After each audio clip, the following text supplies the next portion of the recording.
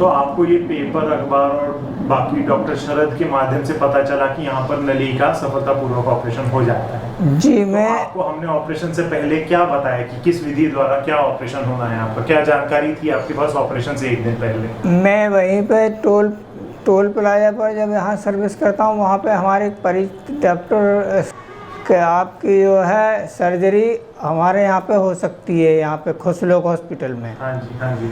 तो उन्हीं के माध्यम से बात करके मैं यहाँ पे आया, फिर मैंने बातचीत करी, तब जो है ये बताया उन्होंने कि आपकी वो सर्जरी डॉक्टर कपिल चक्रवर्ती कर सकते हैं ये।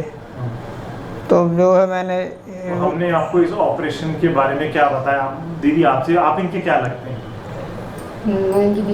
वाइफ है।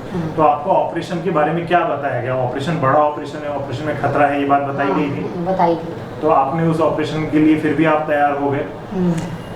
नहीं, विश्वास था, परेशान भी बहुत ज़्यादा हो गए थे। विश्वास भी था कि जब इतनी जगह घूम फिर के, मान लिया हर बार जाते हैं 10-12 दिन खाना खा पाते हैं, हल्का वल्का कुछ खाना खाते हैं, फिर अटकने लगता है।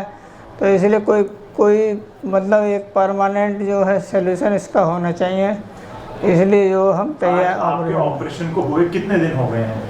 मेरा ऑपरेशन मतलब 2 तारीख को हुआ था, आज जो है 10 तारीख हो गई, ऑपरेशन को 9 दिन हो गए आए हुए। ऑपरेशन से दिन पकड़े तो 9 दिन हो गए। 9 दिन हो गए। तो हमने आपको मुंह से पानी कितने दिनों से अलाउ कर दिया है? आज ऑपरेशन के कितना दिन है कि आप मुंह से पानी पीने लग गए हैं? आज दूसरा दिन है। दूसरा दिन आप मुंह से पानी पी रहे हैं।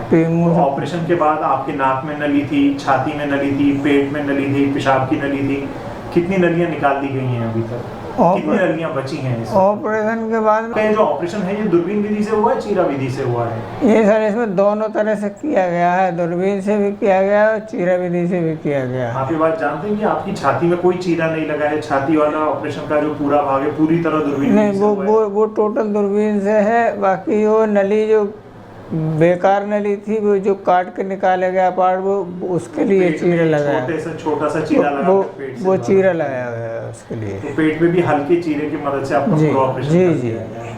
तो आप अभी मुंह से खाना लेने में सक्षम है? अभी पानी जो दिया है वो तो उल्टी में नहीं आया? अभी कोई अभी फिलहाल खाना शुरू नहीं किया, आप 19 हफ्ते में खाना देंगे?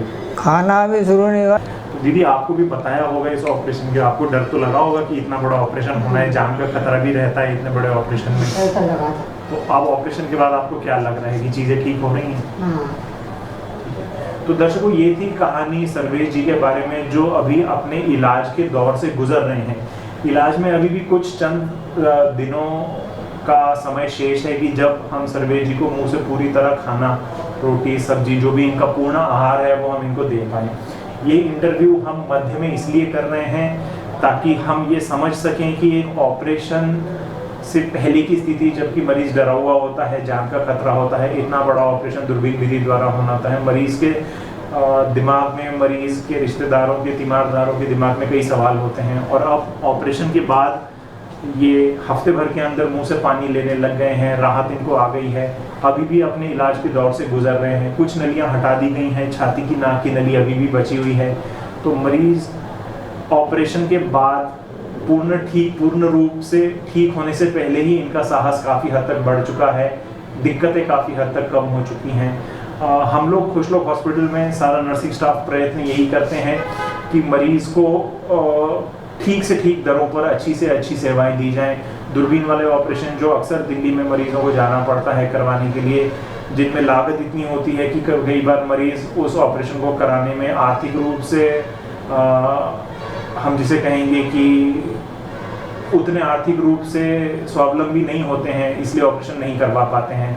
सरकारी हॉस्पिटल अच्छे हैं, सब तरह की सुविधाएं उपलब्ध हैं, लेकिन जैसे कि आप देख रहे हैं कि ऑपरेशन की डेट नहीं मिल पाती, या कई बार सुविधाएं अपने जेब से खर्चा करके भी, अपनी जेब से पैसे लगाकर भी आर्थिक रूप से इलाज करवाना पड़ता है, और सरकारी हॉस्पिटलों में नंबरों के बावजूद दिक्कतें आती हैं।